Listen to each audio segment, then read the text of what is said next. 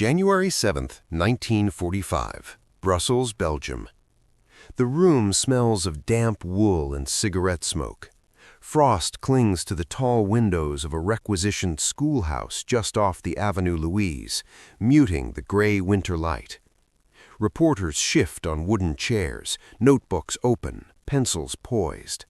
Somewhere outside, an engine backfires, sharp as a rifle crack, and a few heads turn on instinct. Old habits die hard this close to the front. At the podium stands Field Marshal Bernard Law Montgomery. He is immaculate. Black beret angled just so, tunic pressed, ribbons aligned with surgical precision. His face, thin, hawk-like, unreadable, carries the faintest suggestion of satisfaction, as if this moment has been rehearsed and refined in his mind long before the doors opened. Montgomery clears his throat. The room is still. You can almost feel the war pressing in on the walls. To the east, only days earlier, German panzers had torn through the Ardennes, shattering American lines and igniting the largest land battle the U.S. Army would ever fight in Europe. Snow still blankets the forests where men froze in foxholes and bled into white silence. The Battle of the Bulge is not over, not yet, but the crisis has passed. The line has bent, not broken. And now Montgomery speaks. He begins calmly, he always does, measured phrases, controlled cadence.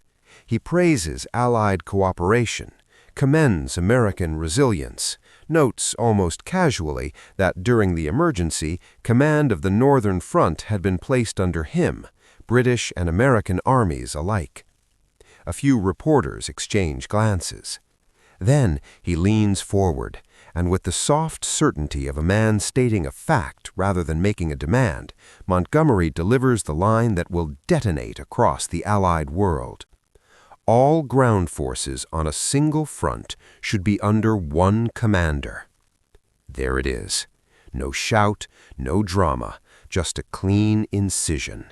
A unified ground command. Under him. The pencils pause mid-scratch. Somewhere, a correspondent swallows hard, because everyone in this room understands what Montgomery has just done. He has not merely suggested a tactical adjustment, he has challenged the authority of the Supreme Allied Commander himself, General Dwight David Eisenhower. Publicly, in wartime. As the words hang in the cold air, the consequences begin to form. Slow at first, then with gathering speed. This is not a private memo, not a closed-door argument among generals. This is a declaration delivered to the press that questions the very structure holding the Allied war effort together. And Montgomery knows it. He straightens, eyes sweeping the room, daring anyone to misunderstand him.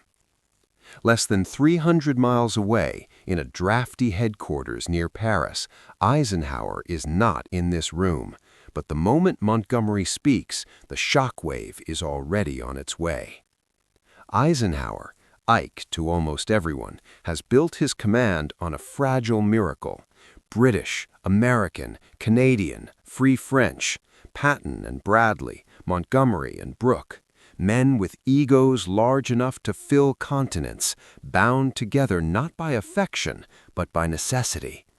Eisenhower's genius has never been tactics, it has been people, balance, containment, keeping the lid on a boiling pot long enough to win a war. Montgomery has just kicked that lid sideways, and the timing could not be worse. The Ardennes offensive has exposed every fault line in the Allied command. American units were caught off guard. British forces were rushed south to stabilize the flank. In the chaos, Eisenhower made a decision that would save the front and plant a seed of resentment that now bears bitter fruit. He temporarily placed the U.S. 1st and 9th Armies under Montgomery's command. It was practical, necessary, a clean solution to a messy problem. But Montgomery did not see it as temporary. He saw it as vindication. To understand how this moment came to be, how two men supposedly fighting the same enemy arrived at this brink, you have to feel the weight of everything that came before it. You have to see Montgomery standing in that room, utterly convinced of his own rightness. And Eisenhower, hundreds of miles away, is about to learn that the war he thought he was winning has just turned inward. Montgomery had never been subtle. Even as a young officer in the First World War, he was known for his sharp tongue and sharper certainty. By the time he rose to prominence in North Africa, defeating Rommel at El Alamein, he had become something more than a general. He was a symbol. To the British public, he was the victory given human form, the man who had stopped the Germans when no one else could. Montgomery internalized that image completely. He believed deeply that war should be fought his way, set-piece battles, overwhelming force, no unnecessary risks, no improvisation, and above all, no divided command. From his perspective, Eisenhower's strategy since D-Day had been flawed from the start. A broad front advance, stretching Allied armies from the Channel to the Swiss border, feeding everyone just enough supplies to move, but not enough to strike decisively. Montgomery despised it. He wanted a single thrust, one hammer blow into Germany's heart. And in his mind, there was only one man suited to wield that hammer: himself. Eisenhower knew all of this. He had known it since Sicily, where Montgomery had ignored agreed plans and driven his army independently toward Messina, claiming credit while American units paid the price. He had known it after Normandy, when Montgomery's Caen offensive stalled and American forces broke out instead. He had known it in September, when Montgomery pushed for Operation Market Garden, a bold gamble to leap the Rhine that ended in disaster at Arnhem. Each time, Eisenhower absorbed the friction, smoothed it over, took the blame when necessary, because unity mattered more than pride. But the Brussels press conference is different. This time, Montgomery has gone to the press. This time, he has framed the narrative before Eisenhower can respond. And that, to Ike, is unforgivable. Back in Brussels, the questions begin. A British reporter asks if Montgomery is suggesting permanent changes to the Allied command structure. Montgomery smiles thinly. He speaks of efficiency, of lessons learned, of what the enemy respects. An American correspondent presses harder. Is he criticizing General Eisenhower? Montgomery's eyes narrow just slightly. He praises Eisenhower's leadership, calls him a fine coordinator, a statesman, then adds, almost as an afterthought, that coordination is not the same as command. The distinction lands like a slap. You can feel the room tilt. This is no longer ambiguous. This is a challenge. Within hours, the wires are alive. London, Washington, SHAEF headquarters. Transcripts fly across desks. Aides read and reread the lines, hoping they have misunderstood. They haven't. In Washington, General George C. Marshall closes his eyes for a long moment when he sees the report. He understands immediately what this threatens. Not just relationships, not egos, but trust. In London, Prime Minister Winston Churchill receives the news with a sinking feeling. He knows Montgomery, knows his brilliance, knows his flaws, and knows with absolute clarity that this could tear open wounds the alliance cannot afford. And Eisenhower? Eisenhower reads the transcript in silence. Those present later say his face doesn't change. No outburst, no raised voice, just a tightening around the eyes. The kind of look that comes when a man realizes something precious is slipping out of his control. Because Eisenhower understands something Montgomery either cannot or will not. This war is not won by being right. It is won by staying together. Every soldier in the Ardennes, every pilot flying through flak-filled skies, every convoy crawling across the Atlantic depends on the belief that the men at the top are united, that disagreements stay behind closed doors, that command is unquestioned. Montgomery has just cracked that illusion, and cracks spread. By nightfall, American officers are furious. Bradley is incandescent. Patton, still smarting from his own sidelining during the Bulge, explodes in private, calling Montgomery insufferable, arrogant, a liability. Among American troops, rumors spread fast. The British are taking credit. The British are blaming Americans. The British want control. Morale, so hard won in blood and snow, begins to tremble. And Eisenhower stands at the center of it all, forced into an impossible position. If he rebukes Montgomery too harshly, he risks alienating Britain at a critical moment. If he does nothing, he signals weakness, confirms in the eyes of many that Montgomery was right. The Supreme Commander has been challenged. The world is watching how he responds. And somewhere in Brussels, Montgomery removes his beret, convinced he has spoken truth to power, unaware or unconcerned that he may have just pushed the Allied command to the edge of fracture. Because the question now hanging over Europe is no longer about Germany. It's about who truly commands the war. Night settles over Paris with a damp, penetrating cold. January 7th bleeds into January 8th, 1945, and lights burn late inside the Supreme Headquarters, Allied Expeditionary Force. Maps cover the walls: Belgium, the Ardennes, the Rhine, edges curled from constant handling. Red and blue grease pencil arrows overlap like scars. Eisenhower stands alone at the long table. The press transcript lies open in front of him. He reads it again and again. Each time the words feel heavier. Unified Ground Command. Not a suggestion, not a contingency, a declaration, and worse, one framed as common sense, as if anyone opposing it must be blind, stubborn, or vain. You can almost hear Eisenhower's thoughts grinding against one another. He has carried this coalition for nearly 3 years, through Torch, through Sicily, through Normandy, through disaster and triumph alike. He has swallowed insults, deflected blame, and played referee between men who would happily throttle one another if given the chance. But this is different.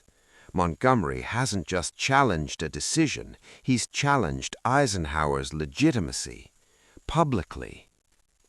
At 12:30 a.m., Eisenhower calls his senior staff. They gather quickly. Walter Bedell Smith, his razor-sharp chief of staff, Omar Bradley, jaw clenched, eyes burning, several aides who sense history turning ugly. Bradley speaks first.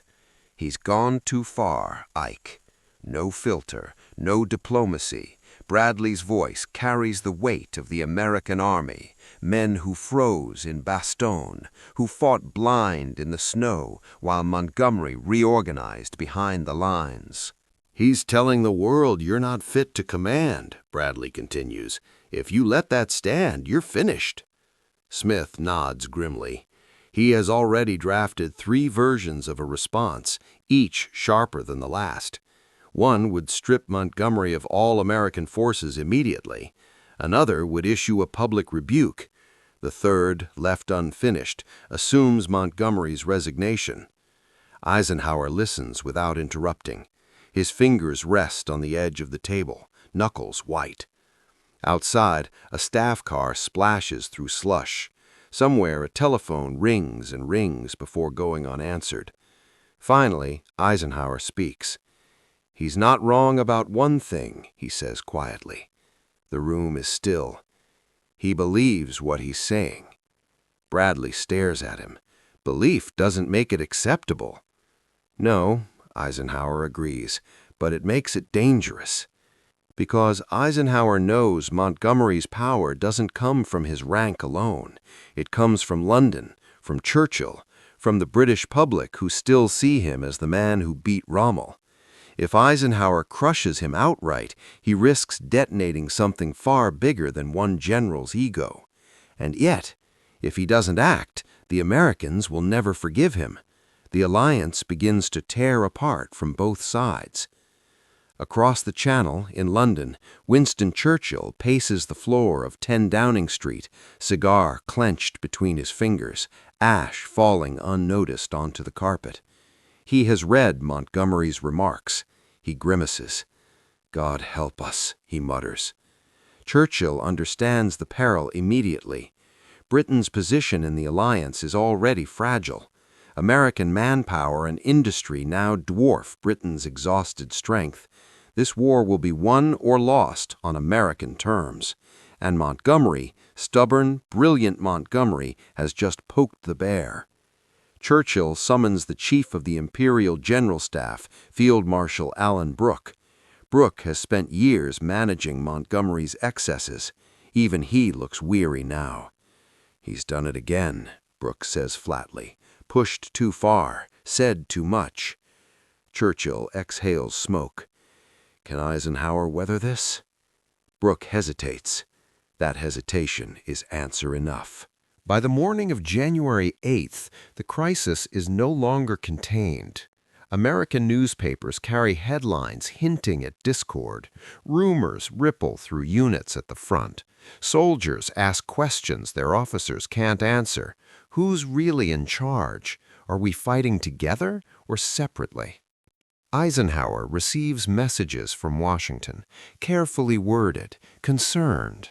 Marshal wants stability, but he also wants reassurance that American forces will not be subordinated indefinitely to a British commander who seems eager to claim credit and shift blame. The clock is ticking. Eisenhower drafts a letter to Montgomery, then tears it up. He drafts another, too soft, another, too harsh. Finally, he dictates one that cuts to the bone. Montgomery is summoned immediately. The meeting takes place at SHAEF headquarters that afternoon. Montgomery arrives confident, almost buoyant. He believes the storm will pass. It always has before.